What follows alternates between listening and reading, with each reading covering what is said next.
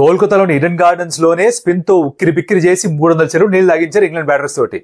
అలాంటిది ఇప్పుడు చెన్నై చెపాక్ లో black soil pitch and talk అంటే స్పిన్నర్స్ కి స్లో టర్న్ దొరుకుతుంది అంటుంటారు. అక్కడ వాళ్ళ పరిస్థితి ఏంటో తలుచుకుంటేనే అదో మాదిరి ఫీలింగ్ రావట్లే. దాని గురించి మాట్లాడుకుందామా? ఇంకెందుకు ఆలస్యం, లెట్స్ గెట్ స్టార్టెడ్.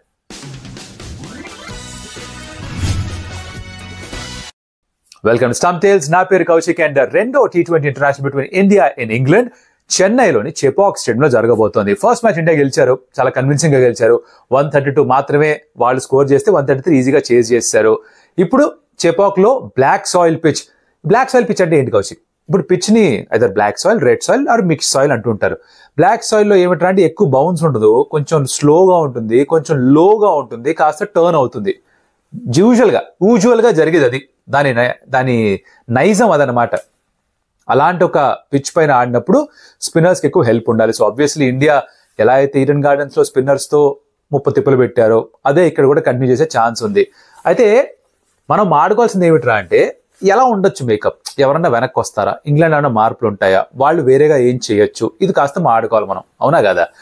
ఇప్పుడు గౌతమ్ గంభీర్ కి, సూర్యకుమార్ యాదవ్ కి T20I సెటప్ లో ఎలా అయితే మంచి స్టార్ట్ దొరికిందో అలాగా బ్రెండన్ మెక్కలమ్ కి, జాస్ బట్లర్ కి, ఆ కోచ్ కెప్టెన్ కాంబోకి అంత మంచి స్టార్ట్ దొరకలేదు. బట్ ఇప్పటికి కూడా వాళ్ళు ఏమిటంటే అంటే అగ్రెసివ్ గానే ఆడదాం అని చెప్పారు.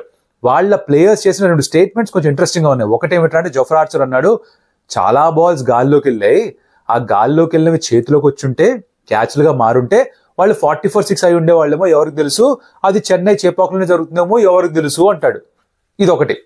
2, వాళ్ళ బ్యాటర్ హ్యారీ బ్రూక్ అంటాడు, కొంచెం మసకగా ఉండింది, స్మాగ్ ఉండింది కోల్కతాలో, మామూలుగానే వరుణ్ చక్రవర్తిని పిక్ చేయడం కష్టం, దాంతోడు స్మాగ్ ఉండేసరికి ఇంకొంచెం కష్టమైంది అన్నాడు. సరే అంటే ఇప్పుడు చెన్నైలో స్మాగ్ లేకపోయింది అనుకుందాం, బట్ బాల్ ఇంకొంచెం ఎక్కువ టర్న్ అయినా, వరుణ్ చక్రవర్తి ఇంకా సెకెల్కి వచ్చినా అప్పుడు హ్యారీ బ్రూక్ ఏమంటాడో చూడాలి మరి. సో ఇలాంటి కొన్ని స్టేట్మెంట్స్ ఇచ్చారు. వాళ్ళ కెప్టెన్ ఏమో లేదు ఇలా అగ్రెసివ్ గానే ఆడతాము, మేము aggressive, India ultra aggressive. So basically ఇలాంటి 2 టీమ్స్ ఆడినప్పుడు ఆబ్వియస్లీ కొన్ని సందర్భాల్లో చాలా హై స్కోరింగ్ మ్యాచెస్ చూస్తాం, కొన్ని సందర్భాల్లో ఇలా లో స్కోరింగ్ మ్యాచ్లు కూడా జరుగుతూ ఉంటాయి. ఇట్స్ పార్ట్ అండ్ పార్సల్ వాళ్ళ కెప్టెన్ చెప్పాడు. సో ఇది ఇలా ఉండగా వాళ్ళ ప్లేయింగ్ 11 విషయం ఏమిట్రా అంటే 11 తెలీదు, 12 అనౌన్స్ చేశారు వాళ్ళు. ఎందుకంటే మన జేకబ్ బెథెల్ ఎవరైతే ఉన్నాడో తనకి చిన్న ఇల్నెస్ ఏదో ఉందిట, సో తను అందుబాటులో ఉంటాడో తెలియదు కాబట్టి జేమీ స్మిత్ వాళ్ళ కీపర్, తనకి బహుశా T20I డెబ్యూ దొరికే అవకాశం ఉందిట ఒకవేళ బెథెల్ గనక ఫిట్ కాకపోతే. అలాగే గస్ అట్కిన్సన్ జాగాలో బ్రైడన్ కార్సన్ తీసుకొచ్చారు. సో అదొకటే మార్పు వాళ్ళు చేసుకొచ్చారు. సో ఆ 12 అనౌన్స్ చేసి పెట్టారు వాళ్ళు. ఇది ఇంగ్లాండ్. జేమీ ఓవర్టన్ చాలా ఎక్స్పెక్ట్ చేస్తున్నారు. నేను ఎక్కడ చదివాను, BBL లో ఆడుతూ ఈ సీజన్ 9 innings లో 7 సార్లు నాట్అవుట్, స్ట్రైక్ రేట్ 155. కానీ అక్కడ పిచ్చెస్ వేరే కదా, ఇక్కడ ఆ ఫాస్ట్ బౌన్సీ పిచ్చెస్, చక్కగా బ్యాట్ పైకి బాల్ వచ్చే విధంగా పిచ్చెస్ ఉండవు. ఇక్కడ కొంచెం టర్న్ అవుతే, కాస్త ఆగొస్తే కొంచెం విచిత్రంగా బిహేవ్ చేస్తాయి, దానికి అడ్జస్ట్ అవ్వాలి. ఇప్పటికి కూడా చెప్తున్నాను, England is great batting lineup. Look at their openers, Phil Salt, Ben Duckett, తర్వాత ఫామ్ లోనే Jos Buttler, then Liam Livingstone ఉన్నాడు, హ్యారీ బ్రూక్ ఉన్నాడు, జేమీ ఓవర్టన్ ఉన్నాడు, వస్తూనే ఉంటారు వీళ్ళు కూడా. నేను తక్కువతే చిన్న చితిగా టీం ఏం కాదు ఇది. రన్స్ ఎక్కువ రాలేదు కాబట్టి ఇంట్రెస్టింగ్ గా మారలేదు ఫస్ట్ మ్యాచ్, 2 మ్యాచ్ జరగచ్చు. ఇప్పుడు వాళ్ళు ప్రెజెంట్ చేసే ఛాలెంజ్ అంటే మనకు తెలుసు, వాళ్ళ pace bowling is their strength. And Brydon Carse తీసుకొస్తున్నారు, గస్ అట్కిన్సన్ స్థానంలో కొంచెం రన్స్ ఎక్కువ ఇచ్చాడుగా, మొదటి ఓవర్లో 22, రెండో ఓవర్లో 18 అలా ఇచ్చేసరికి కాన్ఫిడెన్స్ కూడా దెబ్బతిని ఉంటుంది. సో దాన్ని పక్కన పెట్టారు. పేస్ నమ్ముకుంటారు వాళ్ళు. ఒక ఆదిల్ రషీద్ మాత్రమే ఎంత ఎఫెక్టివ్గా ఉంటారో చూద్దాం చెపాక్ లో. Before we talk about India, Ranji ట్రోఫీలో జరిగిన కొన్ని విషయాలు మాట్లాడుకోవాలి, చాలా ఇంపార్టెంట్ అమ్మా. లేటెస్ట్ రౌండ్ ఏదైతే జనవరి 23 స్టార్ట్ అయిందో దాంట్లో చాలా మంది ఇండియన్ ప్లేయర్స్ ఆడారు. లైక్ రోహిత్ శర్మ, రిషబ్ పంత్, రవీంద్ర జడేజా, చేతేశ్వర్ పుజారా, అజింక్య రహానే, శార్దుల్ ఠాకూర్, శుభ్మన్ గిల్, జైస్వాల్, ఇలా చాలా మంది ఆడారు, రైట్?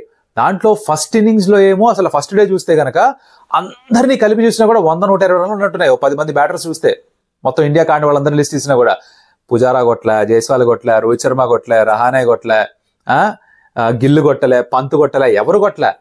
శార్దుల్ ఠాకూర్ కూడా కొట్టాడు 50 ఫస్ట్ ఇన్నింగ్స్ లో. ఓకే, అది కొట్టిన తర్వాత ఒక స్టేట్మెంట్ ఇచ్చాడు. ఏమంటారు అంటాడంటే, చూసేవాళ్ళు, అదే సెలెక్ట్ చేసేవాళ్ళు చూడాలి, మామూలు సిచ్యువేషన్స్ అందరూ కొడతారు, కష్టమైన సిచ్యువేషన్ లో టీం ని ఆదుకొని ఎవడైతే రన్స్ కొడతాడో వాడు అసలు ప్లేయరు అని చెప్పి ఒక స్టేట్మెంట్ ఇచ్చాడు. బికాస్ తను పిక్ చేయట్లేగా ఎవరు, అందుకే లార్డ్ అంటాం దాన్ని, లార్డ్ శార్దుల్ ఠాకూర్ అంటుంటాం. ఈ లార్డ్ ఏం చేశాడు అంటే ఫస్ట్ ఇన్నింగ్స్ లో 50, దాంతో ముంబై కాస్త కష్టపడి 120 చేరుకున్నారు, అది కూడా జమ్మూ కాశ్మీర్తో ఆడుతూ. తర్వాత జమ్మూ కాశ్మీర్ 200 పైగా కొట్టారు. అండ్ రెండో ఇన్నింగ్స్ లో మళ్ళీ Mumbai was struggling 80-90 for 6 or 7. అక్కడ వచ్చి లార్డ్ శార్దుల్ ఠాకూర్ 100 కొట్టాడు. ఫస్ట్ ఇన్నింగ్స్ లో 50, రెండో ఇన్నింగ్స్ లో 100.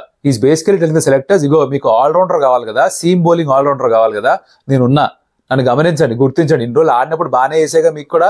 లాస్ట్ టైం బిజెడి తీసుకెళ్ళినప్పుడు ఓ మ్యాచ్ లో 7 వికెట్లు ఇంపార్టెంట్ కాంట్రిబ్యూషన్ బ్యాట్ తో చేసా కదా, నన్ను ఎందుకు వదిలేశారు, ఎందుకు పక్కన పెట్టారు అని అడుగుతున్నారు అనమాట.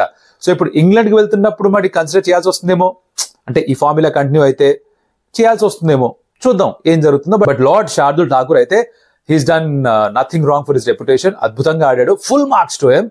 ఇన్ఫాక్ట్ రీల్స్ అయితే భలే వైరల్ అవుతున్నాయి ఇన్స్టాగ్రామ్ లో, మీరు చూసారో లేదో తెలియదు కానీ నేనైతే చూసాను ఒకటి. అది చూసిన తర్వాత నేను వెళ్ళి మళ్ళీ స్కోర్లు అవన్నీ చూసి మొత్తం సెట్ చేశాను అనమాట. ఇలా జరిగింది. రెండో ఇన్నింగ్స్ లో కూడా పంత్ ఏమీ కొట్టలేదు. జడేజా 12 వికెట్లు తీసుకున్నాడు. సౌరాష్ట్ర ఢిల్లీ ఆడితేను జడేజా ఫస్ట్ ఇన్నింగ్స్ లో 5, సెకండ్ ఇన్నింగ్స్ లో 7. పంత్ ఫస్ట్ ఇన్నింగ్స్ లో 10, 11, 17. రెండో ఇన్నింగ్స్ లో కూడా అంతే, 1 సంథింగ్ లైక్ దట్. ఏం కొట్ల జైస్వాల్, ఏం కొట్ల రానే, ఏం కొట్ల రోహిత్ శర్మ. ఫస్ట్ ఇన్నింగ్స్ లో పుల్గా అవుట్ అయ్యా. రెండో ఇన్నింగ్స్ లో 2-3 సిక్స్లు కొట్టాడు, పుల్ షాట్ కొట్టాడు, తర్వాత మళ్ళీ అవుట్ అయిపోయాడు. కొంచెం గుబులుగానే ఉంది విషయం. బట్ హోప్ఫుల్లీ ఇంకొక రౌండ్ కూడా ఉంది, దాని కూడా ఆడతారేమో, కొన్ని రన్స్ వస్తాయేమో, ఛాంపియన్స్ ట్రోఫీ స్టార్ట్ అయ్యే ముందర కాస్త ఆ ఫామ్ వస్తుందేమో అని ఆలోచిద్దాం. Let's just hope for that. Because ఆ మధ్యలో ఆఫ్ కోర్స్ ఎలాగో ఓడిఐ సిరీస్ ఎలాగో ఉందనుకోండి, 6th, 9th, 12th ఓడిఐ మ్యాచ్లు అగేన్స్ట్ ఇంగ్లాండ్. దాని ముందర ఇంకొక రౌండ్ ఆఫ్ రంజీ ట్రోఫీ ఉంది, అది విరాట్ కోహ్లీ కూడా ఆడతాట. ఇది మన Ranji trophy round up. But now అది పక్కన పెట్టేసి let's come back to this second T20 international preview. దాంట్లో ఇండియా గురించి మాట్లాడితే కనుక మార్పులు ఏమన్నా చేసుకుంటారా అంటే, అభిషేక్ శర్మ ఏదో ప్రాక్టీస్ లో కాలు బెనికింది అని టాకు అంతర్జాలంలో. అదే కానీ నిజమైతే ఎవరు వస్తారు, ధ్రువ్ జురేల్ వస్తాడేమో అని కూడా అంటున్నారు. But hopefully should be fit, because మనకు మంచి హాఫ్ సెంచరీ స్కోర్ చేశాడు, ఈ సిగ్నల్ లోడ్ చేశాడు. ఇదేమిట్రా అంటే కొంతమంది రోమన్ నంబర్ L50 ఏదో అన్నారు, కానీ కాదు, ఐపీఎల్ అప్పుడు చెప్పాడు long sleeves, L for long sleeves. Head Abhishek Sharma ఇద్దరు కూడా లాంగ్ స్లీవ్స్ వేసుకుని ఒక మ్యాచ్ లో ఆడుతున్నప్పుడు బాగా పర్ఫామ్ చేశారు. అప్పటి నుంచి ఏదో ఇలాంటి ఒక సింబల్ ఇస్తున్నాడు అని చెప్పేసి ఐపీఎల్ లో ఏదో ఇంటర్వ్యూలో చెప్పాడని చెప్పి చాలా మంది కమెంట్ చేశారు. అదే అయి ఉండాలి మరి, ఇంత నాలెడ్జబుల్ పబ్లిక్ మన దగ్గర ఉన్న తర్వాత వాళ్ళు చెప్పింది నమ్మాలి కదా. So this is long sleeves డా, అదే సెలబ్రేషన్ అలా కంటిన్యూ చేస్తున్నాడు. అది మళ్ళీ ఈ మ్యాచ్ లో కూడా చూస్తే బాగుంటుంది అంత ఎక్స్పెక్ట్ చేస్తారు. Clean hitting, super hitting.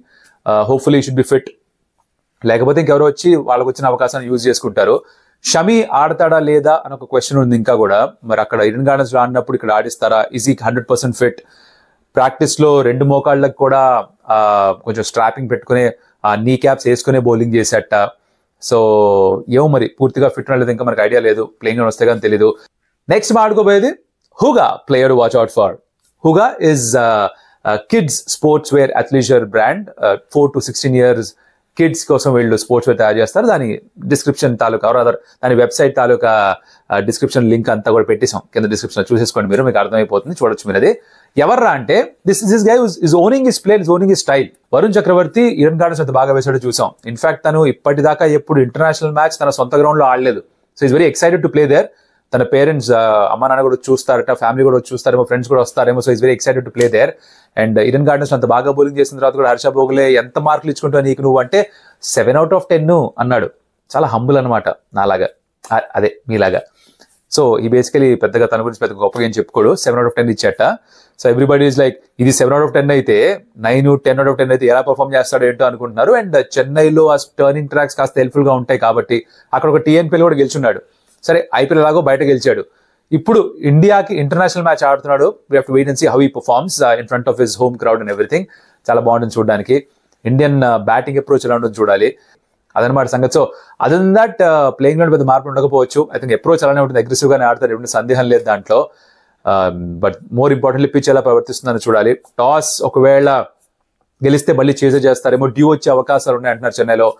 మధ్యాహ్నం పూట అలా కొంచెం వేడి ఎక్కువ ఉంటుంది, ఉష్ణోగ్రత ఎక్కువ ఉంటుంది. సో సాయంత్రం వయసు కొంచెం చల్లగా అయిపోతే ఆ డిప్ ఇన్ టెంపరేచర్ ఎక్కువ ఉంటే, వేరియేషన్ ఎక్కువ ఉంటే కనుక డ్యూ ఫామ్ అవుతుంది. That's the physics behind it. So అదొకవేళ వస్తే చేజ్ చేయడం ఈజీ, డిఫెండ్ చేసుకోవడం కష్టంగా మారచ్చు. సో అది win the toss will be crucial, just like Eden gardens. చూద్దాం అదేమంతా ఏం జరుగుతుందో. But should be interesting game. Disney+ Hotstar and star sports తెలుగులో వస్తుంది. అండ్ ఎవరన్నా ఇప్పుడు దాకా చూసుండకపోయి ఉంటే కనుక లాస్ట్ మ్యాచ్ నుంచి నేను వచ్చి అక్కడ కామెంట్ చేయడం స్టార్ట్ చేశాను. So two catches there. And దీనికి సంబంధించిన రివ్యూలో మళ్ళీ కలుద్దాం. రంజీ ట్రోఫీ కూడా బాగుంది, ఫాలో అవుతుండండి. ఢిల్లీ ఓడిపోయింది సౌరాష్ట్ర తోటి, మిగతా మ్యాచ్లు ఇంకా నడుస్తున్నాయి. హైదరాబాద్ 500 కంటే ఎక్కువ కొట్టారు. Andhra I think by the time of recording this video వాళ్ళు ఫస్ట్ ఇన్నింగ్స్ లో 290 300 దగ్గర స్కోర్ చేశారు. Puducherry trailing by 90. సో ఈ మ్యాచ్ అయిపోయేసరికి నెక్స్ట్ వీడియోలో మనకి అసలు రిజల్ట్స్ తెలుస్తాయి. Ranji trophy will cover that also. అప్పటిదాకా లైక్, షేర్, సబ్స్క్రైబ్, తెలిసిన డ్రిల్లే. కమెంట్ చేయండి ఏమైనా మీకు నచ్చింది, ఏ ప్లేయర్ గురించి మీరు ఎక్కువ ఎదురు చూస్తున్నారు. Who do think will be the Hooga player to watch out for మీ ఉద్దేశంలో? Let me know the comments. Hooga అని పెట్టి ప్లేయర్ పేరు పెట్టండి, it will be interesting. And subscribe చేసుకోకపోతే consider doing that, because that will help us grow. అది కాస్త మాకు మోటివేషన్ గా హెల్ప్ అవుతుంది. అండ్ మరొక మళ్ళీ కలుస్తాం. అప్పటిదాకా సెలవు. Adios Amigos.